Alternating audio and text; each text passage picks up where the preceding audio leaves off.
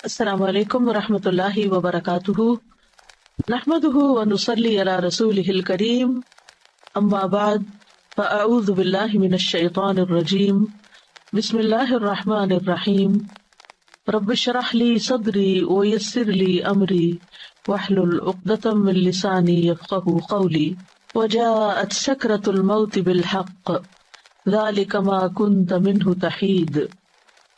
آ پہنچی موت کی سختی ساتھ حق کے، یہی ہے جس سے تو بھاگتا پھرتا تھا۔ موت اس دنیا میں انسان کی زندگی کے خاتمے کا نام ہے۔ دنیا میں جو بھی انسان آیا ہے اسے ایک دن واپس ضرور جانا ہے۔ یہ انسان کی زندگی کا سب سے بڑا حادثہ ہے، جس کے بعد اس دنیا سے اس کا تعلق منقطع ہو جاتا ہے اور ایک نئی زندگی جو برزخ کی زندگی کہلاتی ہے وہ شروع ہو جاتی ہے۔ قیامت کے زلزلے کے ساتھ ہی یہ زندگی بھی ختم ہو جائے گی، پھر ایک نیا دور شروع ہوگا جس کی کامیابی اور ناکامی کا انحصار انسان کے اپنے اعمال پر ہوگا۔ ہم میں سے کوئی نہیں جانتا کہ اس کی موت کب آئے گی، لیکن ہم سب اسی دن کی طرف دوڑ رہے ہیں۔ ایسی صورتحال میں اصل کرنے کا کام اس دن کی تیاری کرنا ہے، تاکہ اس کے بعد جب ہم مالک کائنات کے سامنے پیش ہوں تو کوئی شرمندگی نہ ہو۔ موت کے بعد انسان اکیلا رہ جاتا ہے۔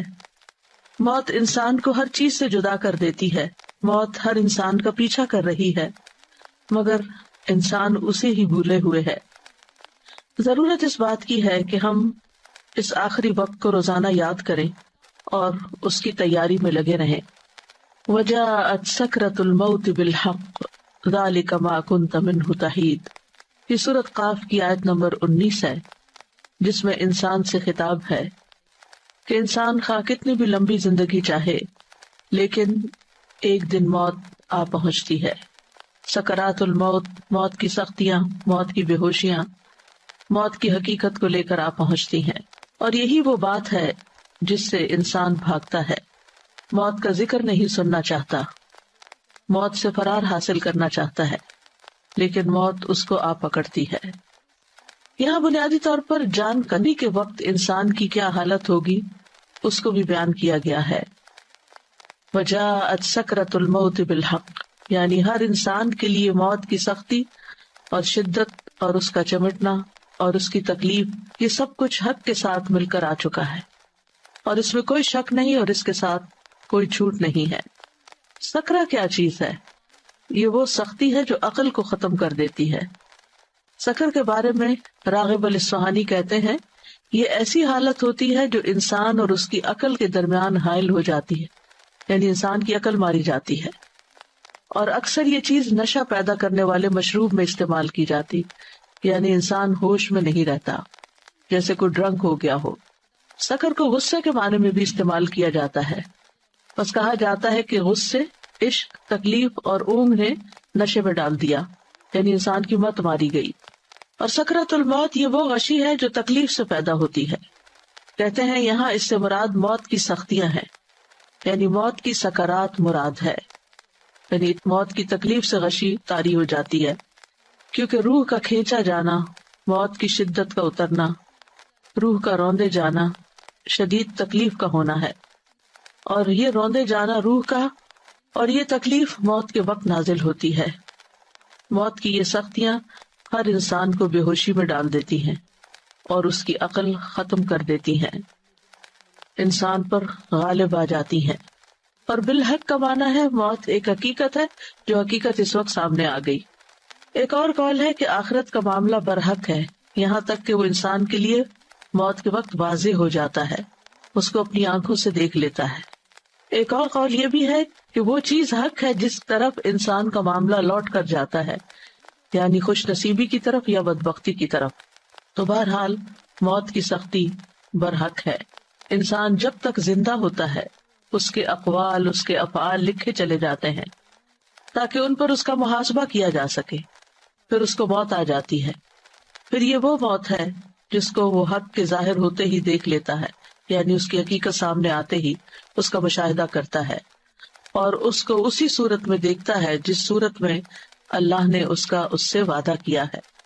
اور ایک قول یہ بھی ہے کہ یہاں حق سے مراد بذات خود موت ہے، اس کو حق اس لیے کہا گیا ہے کہ ہر انسان موت کا حقدار ہوتا ہے، یا آخرت کے گھر کا جو کہ برحق ہے اور اس کی طرف اس کو منتقل ہونا ہے۔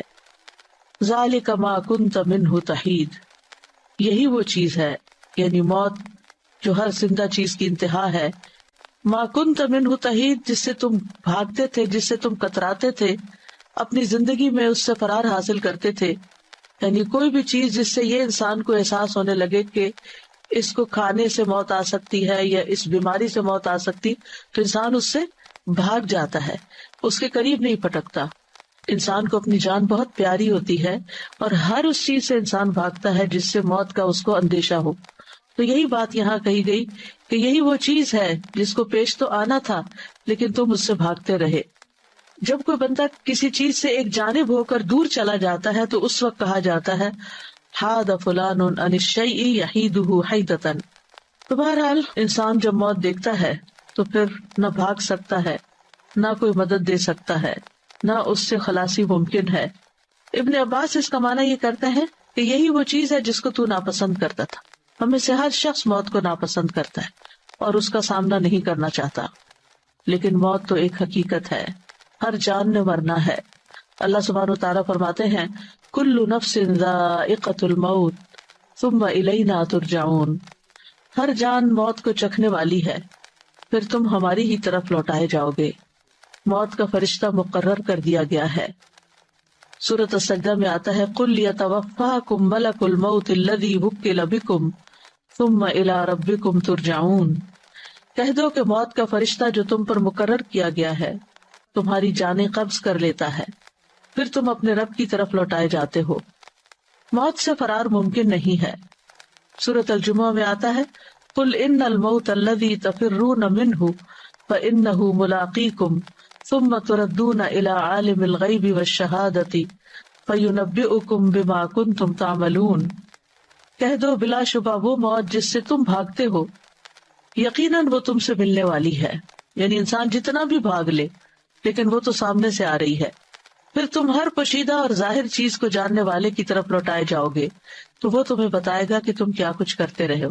یعنی موت کس لیے رکھی گئی؟ تاکہ یہ دیکھا جائے کہ موت سے پہلے کی زندگی میں انسان نے کیا کام کیے ہیں، ان کا حساب کیا جائے اور اس پر اس کو جزا یا سزا دی جائے۔ کوئی بھی ذی روح موت سے نہیں بچ سکتا، کوئی بھی۔ سورۃ النساء میں آتا ہے اینما تکونوا یدرککم الموت ولو کنتم فی بروج مشیدہ، جہاں کہیں بھی تم ہو موت تمہیں آ ہی لے گی، خواہ تم مضبوط قلعوں میں محفوظ ہو جاؤ، موت وہاں بھی پہنچ جائے گی۔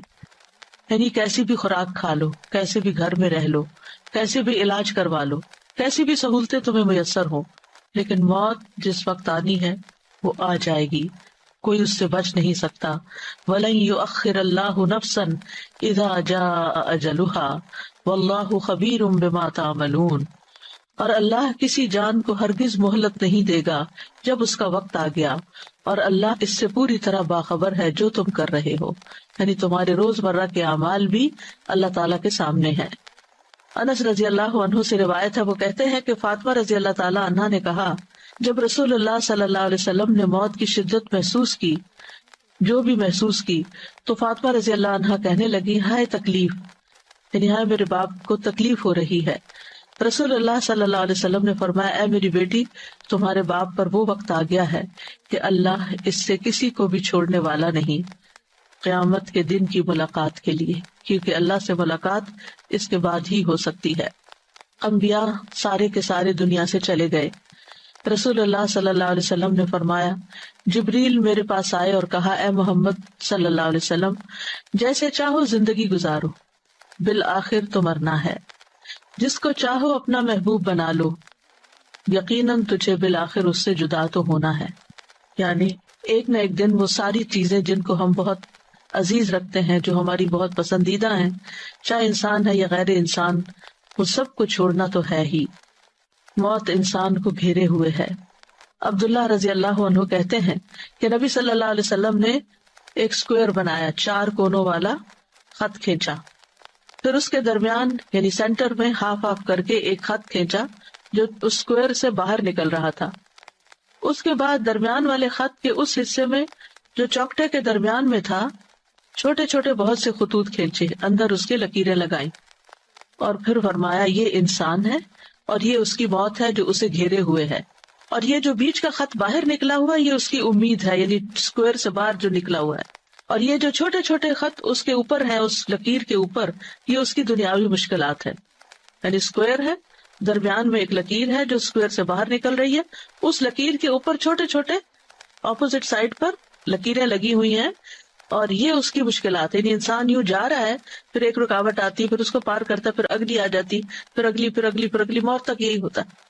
لیکن پھر بھی وہ امید نہیں ہارتا، وہ چاہتا ہے کہ لمبی عمر جیے، اور اس چوکٹے سے باہر بھی اس کی امیدیں جا رہی ہیں. بس جب انسان ایک مشکل سے بچ کر نکلتا ہے تو دوسری میں پھنس جاتا ہے، اور دوسرے سے نکلتا ہے تو تیسری میں پھنس جاتا ہے. مطرف بن عبداللہ الشخیر اپنے والد سے روایت کرتے ہیں کہ نبی صلی اللہ علیہ وسلم نے فرمایا ابن آدم کی شکل و صورت یوں دکھائی گئی ہے کہ اس کے آس پاس 99 موتیں ہیں، 99 حادثات اور مصیبتیں اس کے آس پاس ہیں. اللہ اس کو بچائے رکھتا ہے، اور جب موت کا وقت آتا ہے تو وہ ختم ہو جاتے ہیں.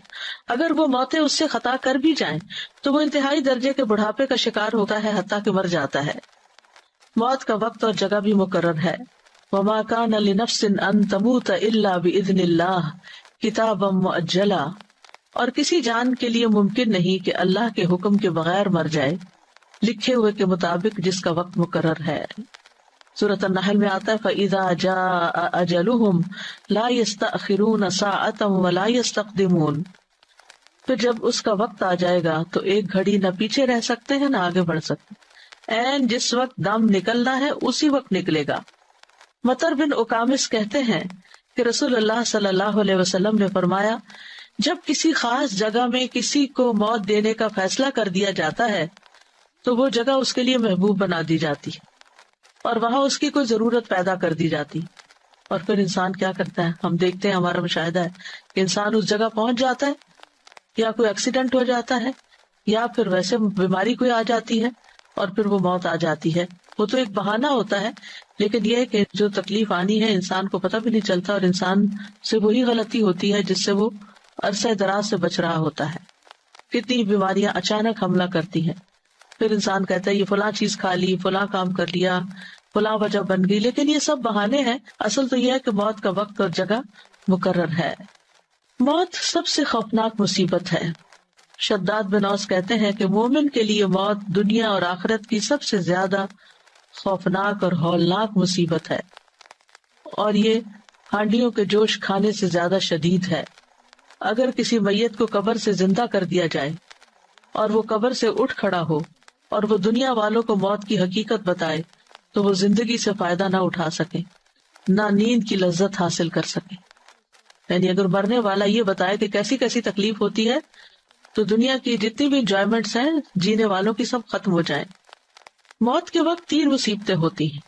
نمبر 1 روح کھینچنے کی سختی، کہ جسم کے روئے سے روح نکلتی ہے. نمبر 2 موت کے فرشتے کی صورت کو دیکھنا اور وہ خوف جو اس فرشتے کو دیکھ کر پیدا ہوتا ہے. یعنی جب فرشتہ سامنے آ جاتا ہے جان نکالنے کے لیے تو اسے دیکھ کے انسان ڈر جاتا ہے. نمبر 3 ان 2 فرشتوں کو دیکھنا جو حفاظت پر مامور ہیں، وہ بھی اس وقت نظر آتے ہیں.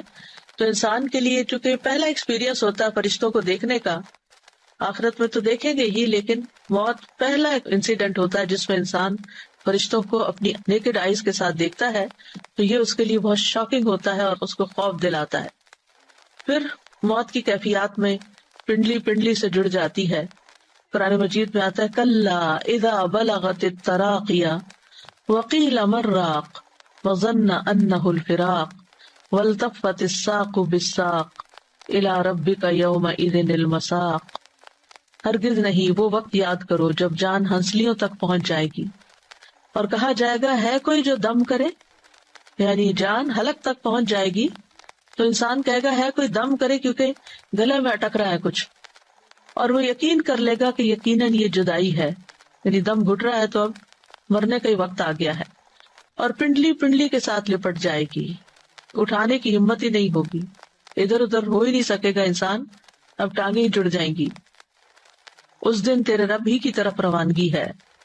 جان پاؤں سے نکلنا شروع ہوتی ہے، پھر آہستہ آہستہ پنڈلیوں میں آتی ہے، پھر گھٹنوں میں، پھر پیٹ میں، اس طرح ہاتھوں سے، بازوؤں اور پاؤں اور بازوؤں دونوں کی طرف سے، ہاتھوں کی طرف سے بالآخر اس کے گلے میں آ کے اٹک جاتی ہے اور پھر وہاں سے ایک دم نکل جاتی ہے. فلولا اذا بلغت الحلقوم وانتم حينئذ تنظرون ونحن اقرب الیہ منکم ولکن لا تبصرون فلولا ان کنتم غیر مدینین ترجعونها ان کنتم صادقین. پھر ایسا کیوں نہیں ہوتا کہ جب جان ہنسلی کو پہنچ جاتی ہے اور اس وقت تم دیکھ رہے ہوتے ہو، اور ہم اس وقت تم سے بھی زیادہ اس جان کے نزدیک ہوتے ہیں لیکن تم دیکھ نہیں سکتے. پھر اگر تم کسی کے محکوم نہیں، یعنی کسی کا تم پہ حکم نہیں چلتا، تم اپنی مرضی کے خود ہی مالک ہو، اگر تم اپنی بات میں سچے ہو تو اس جان کو لوٹا کیوں نہیں لیتے؟ یعنی اگر تمہاری قابلیت اتنی زیادہ ہے